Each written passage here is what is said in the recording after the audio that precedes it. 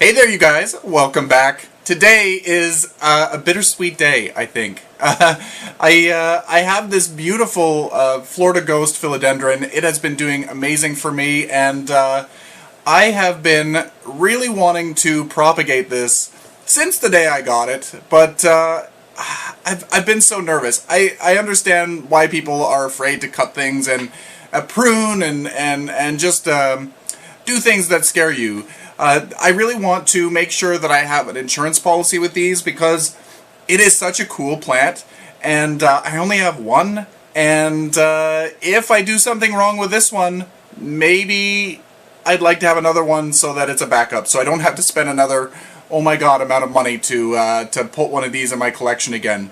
So it's doing so beautifully. It puts out a new leaf every couple of weeks, I would say, even right now in December. As you can see, this leaf just came out. I need to up the light so that it goes more white. In the beginning, these were a lot more white, but now they're more of that minty kind of color. But this one just unfurled or finished unfurling, and now I've got this one that's developing. I don't know whether you're able to see it there, touching the stake. Yeah, it's right there. So there's all kinds of aerial roots. It's quite humid in here. I did get another humidifier. I know that it was getting quite dry. It was down in the 40%. Now it's in the 50s again, mid-50s. I have three humidifiers. I put one in one of my aquariums for some philodendrons and anthuriums. So yeah, things are a little bit more happy finally again. And I also closed off that vent that was up above everything. So that in itself is going to really help out. So I don't know whether you're able to see this, but we've got, can you see it? On this stem, there's all kinds of aerial roots developing, so that's going to make propagation super easy. That's why I'm a little bit confident to go into this. But we're going to try two different types of cuttings. We're going to do the tip cutting for the growing tip, and I'm going to do node cuttings as well. So with that, I've got a sharp knife. This one is one from the kitchen. It's sterilized. It's nice and clean. I don't want to use a pruner because pruners can crush and damage tissues. So I don't want to do that. I want to use either a sharp knife or a razor blade or something like that to get a nice clean cut. I want to ensure success. But with roots on there, there's probably no chance. Well, don't say no chance of failing. It is you, Bill. Bill and philodendrons tend to not have a good relationship. So what I'm going to do is I've got myself I'm going to start a little I want to do more propagating. I've never really propagated before. I've done it in the past, I don't know, to give something to a friend or something like that, but I've never really propagated my own plants because I don't have a lot of space, and to have more than one of something just seems, it doesn't work with me. I'd prefer to have different varieties. But now I think I'm going to start getting more into propagating. So I got myself a clear plastic tote. Unfortunately, it doesn't have a clear lid. I wish it had a clear lid. Make things a lot better. But clear sides, that's fine. I'm going to put it under some grow lights, and I'm going to keep it closed to keep in the humidity. It's going to be a little greenhouse going on in here.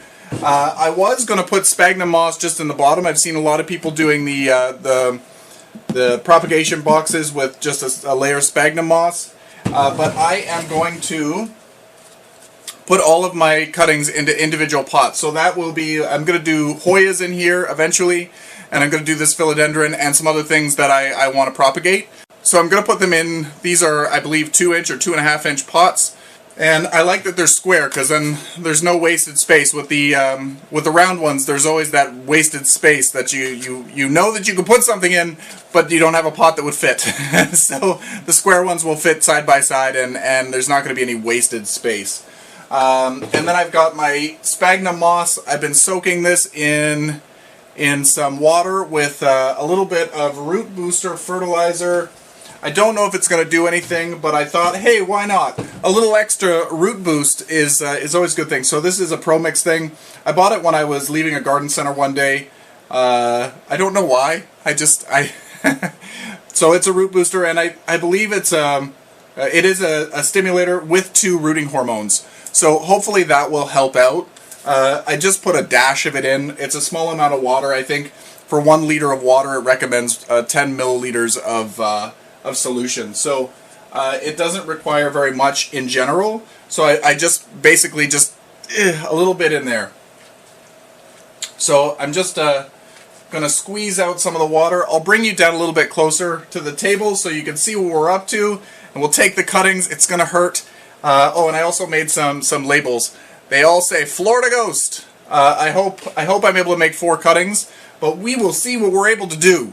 So anyway, come on down and we'll get started. Oh, I'm so nervous. Okay, so first thing, I've moved the sphagnum moss and the pots off to the back. We'll cut the philodendron first, get it prepared, and then we'll get the pots ready. So the big reason why I wanted to take cuttings, for having an insurance policy, having a couple of extra of these plants, just in case I do something wrong. I'm really experimenting, like I said in past videos, with the philodendrons. They're not doing well for me, but they're not doing badly for me. It's just a big learning curve. I'm learning how to water them correctly, and also getting the humidity right. What I noticed with this plant is it's starting to produce little side branchings, and I want to encourage it to do that. So by removing the main growth, it's going to hopefully push energy from this section. Obviously it's going to be gone, but push the energy into these side growths. I think I have 2 or 3 little baby side growths. They're over here. I don't know whether you're able to see, but here's the new cataphyll. The growth spike, the new leaf is going to come out of this one, and there's another one right over here, and I think there's another one just off to the side. So it's really developing a lot of side branching. So by cutting this back, it's not that it's going to not have any nodes and I'm going to have to wait for something to happen. It's going to be well on its way to developing new and more vigorous growth. So what I'm going to do is I'm going to cut this plant back. Let's trim off. Are you able to see here what I'm doing? Hopefully. I think I'm going to cut it back to this node here. So I want to be careful not to trim any of the roots that are developing, and just cut it clean through. Some of these nodes are really close together. So this is my new plant. Oh my god, it looks terrible, but like I said, it's going to push growth out to these guys that are just starting to develop, and hopefully in a couple of months, by summertime, hopefully I have a nice little plant again. So I'm going to actually move this off to the side. Oh, I've got another label. That is perfect, just in case I'm able to make an extra cutting. So I'll move this off to the side again. I don't need the stake. I don't need the stake anymore because it's quite small. And we'll keep you posted on this plant. We'll see how many new growths it develops. We'll see what happens. Okay, so looking at this plant, I'm very hopeful here. Hopefully you're able to see this. But I'm noticing that at this node right here, there's a little growth developing here. That's going to turn into a leaf, hopefully. We've got a root developing off to the side, and then we've got a little leaf developing. And then, same thing with this one here. Let's flip it over. On the opposite side to the leaf, there looks like there is a little node where the growth is going to develop. Do you see the little discolor? It's like a little belly button there. And then same thing with the one up here. There's a new growth developing, or a new growth point, or a dormant bud that's developing right here. So I want to give the top cutting 2 nodes. Hopefully I'm in frame here. I want to try to cut between the nodes. Cut it clean through. There we go. So this is going to be our first cutting. We've got all kinds of roots developing. It looks beautiful. I am very excited to plant this up. I'm just going to put it off to the side. And it looks like I'm going to be able to get 3 cuttings out of this, 3 node cuttings. So the first, we've got an internode here, so we're going to cut it along here, and then we're going to cut it just above that. So each single leaf is going to be its own cutting. So let's try to do this. Be very, very careful. You don't want to cut the leaf off. If you do, that's okay. You don't want to cut your finger off either. Kind of need those. There we go. Be nicer if the spacing was a little bit farther apart, but it's okay that it's not. You kind of want nice dense growth in your plants. When you're propagating, it's nice to have a little bit more space. Okay, there we got them. Such beautiful leaves. They're so unique. I guess maybe not in the philodendron world. Philodendrons have really, really cool leaves in general. Okay, so we got these little cuttings. I've got 1, 2, 3, 4. 4 cuttings. I thought I would have a little bit more, but that's alright. It was a small plant. So we got 4 pots. I guess I was ready for 4. I'm going to take the sphagnum moss. I'm going to wring it out as best I can. And then we want to make it fluffy again. We're going to fill the pots. You don't want to have the moss too compact in there. Here we go. Bring it out pretty good. When they go in the little propagation box, they shouldn't have to water all that frequently. The humidity should stay in the box. But I might put a bowl of water or something in there because it's a big space, just so that I know that there's added humidity. And if you have it, it's good to add some bottom heat if you have a heat mat. Bottom heat always helps the roots grow a little bit faster. Warm roots, plants like them. Unless you're in the middle of a dormancy, they might not. You might want to keep them dormant. Warm roots might bring them out of dormancy. Alright, there we go. We got some nice pots here filled with some sphagnum moss. It's nicely packed. It's not too packed, and it's not too loose. It's just nice.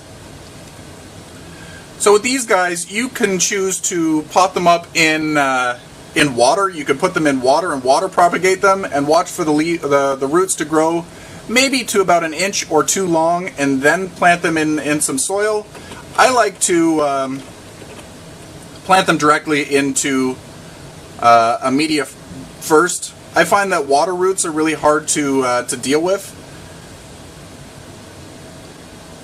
They're a different style of root. They're a much more delicate root, and when you put it into some sort of soil or something,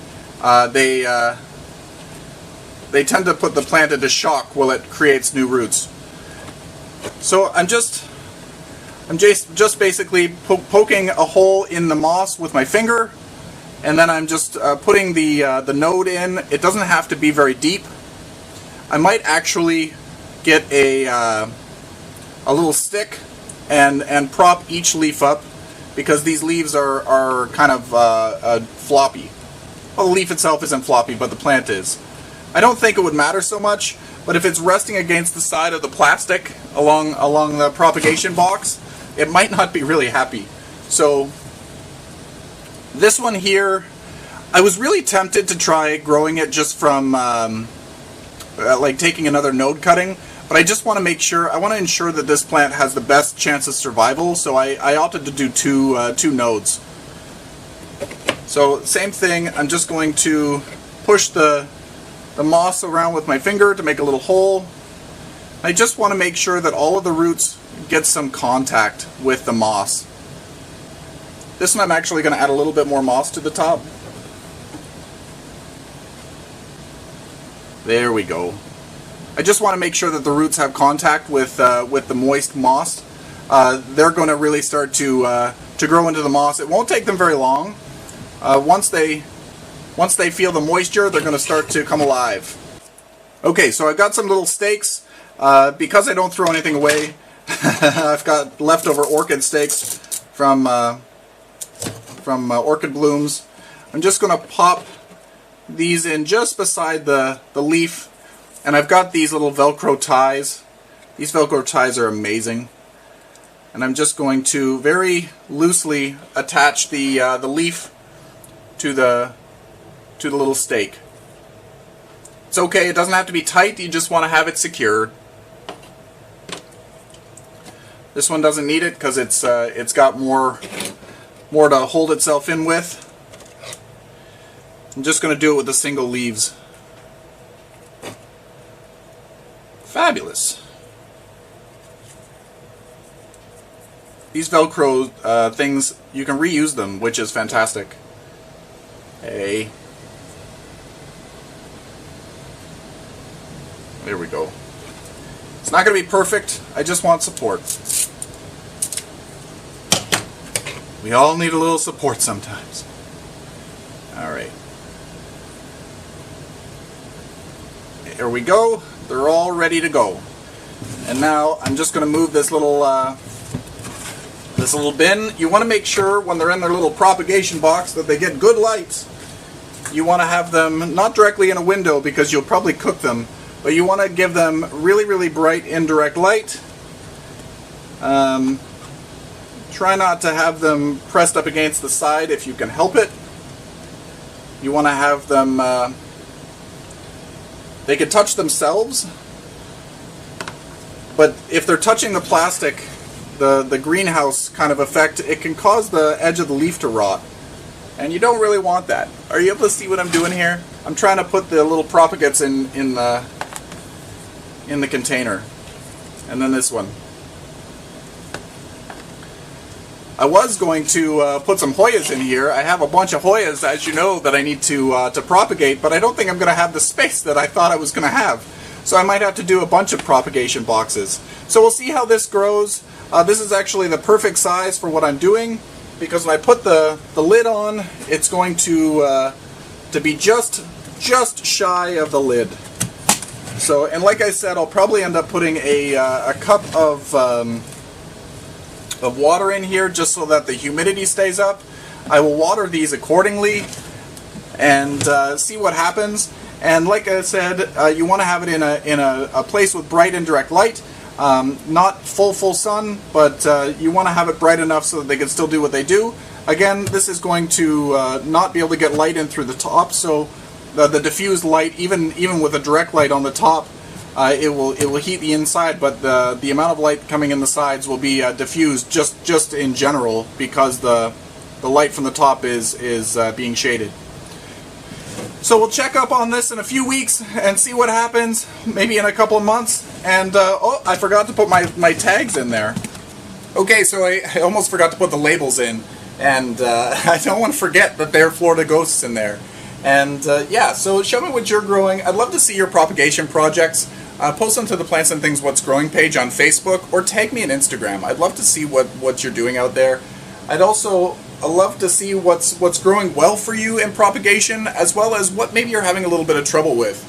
Maybe down in the comment section below, people will be able to help you out.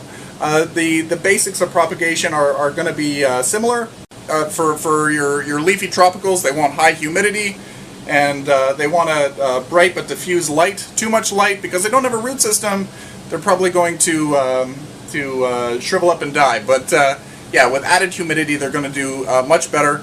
A diffused light, and yeah, some of them need some rooting hormone. They usually need a constant moisture to the root system that's trying to develop, but not soggy. Soggy in many cases will lead to rot. So yeah, show what you're growing, and until next time, you guys, happy growing. Oh, we'll check back in on this in a couple of months and see what's happening. Hopefully, at least we have some root development.